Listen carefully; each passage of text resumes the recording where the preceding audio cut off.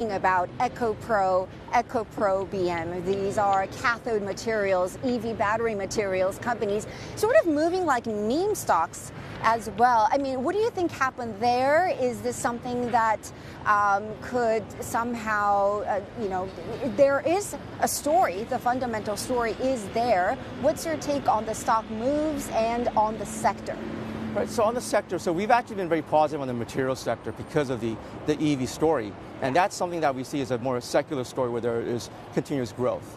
Now, in terms of, I think, the way I would approach this is that retail investors tend to be a bit more focused on thematics. And for the EV story, obviously, there's been a lot of news flow. But I think I would rather say that on the EV side, it's going to be something that is linked to the multipolar world that we've been talking about. And within that context, one of the beneficiaries is going to be also tech, but also the EV battery story. And hence, actually, it makes sense to be in that area. And in the long term, that's where the growth is actually going to be.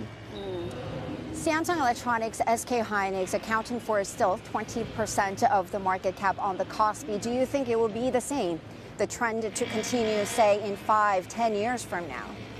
So actually, the market cap is actually larger than that. But okay. I think tech is one area where we see the cyclical and the structural elements being intertwined.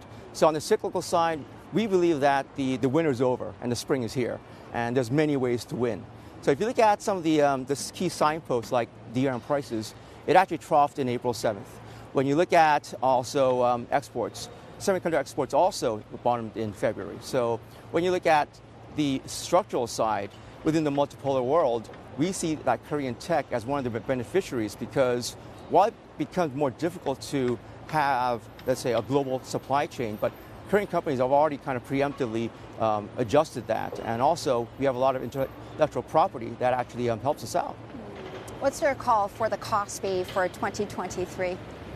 So for our cost target right now is 27.50, and Korea's been... What's going to get it there? Yeah, so I think there's three elements to look at. One is going to be the monetary policy side.